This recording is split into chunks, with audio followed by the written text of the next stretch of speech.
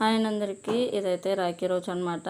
సామాన్లు అయితే సర్దేసుకొని ఇక్కడైతే వంట చేస్తున్నాను అనమాట. వంట చేస్తూ అలాగే కూర కట్ చేసుకొని ఒక పక్కన ఇడ్లీలు వేసుకొని అన్నీ చేసుకుంటున్నాను. ఇప్పుడు ఇక్కడైతే బియ్యం వేసాను. బియ్యం వేసిన తర్వాత వంకాయలు కోసుకునేసరికి అన్నం అయితే అయిపోయింది. అన్నం వాష్ చేశాను. అన్నం వాష్ చేసిన తర్వాత కూర అయితే వంకాయ చెప్పాను కదా, వంకాయతో వండుతాను అనమాట. ఇక్కడైతే ఇడ్లీలు అయిపోయినాయండి. చట్నీ అయితే కొబ్బరి చట్నీ చేస్తాను. మీరు ఇడ్లీలోకి ఏ చట్నీ ఎక్కువ ఇష్టపడతారో నాకు కామెంట్ చేయండి.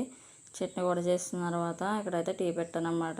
టీ అందరూ తాగేసిన తర్వాత మా ఆడపడుచు అయితే స్నానం చేసి వచ్చి వాళ్ళ అన్నయ్యకి అలాగే వాళ్ళ మేనకోడలకి ఇద్దరికి రాఖీ అయితే కట్టింది. ఫస్ట్ అయితే ఈ విధంగా దేవుడి దగ్గర స్వీటు కొబ్బరికాయ అలాగే అగరొత్తులు వెలిగించుకొని దండం పెట్టుకుంది.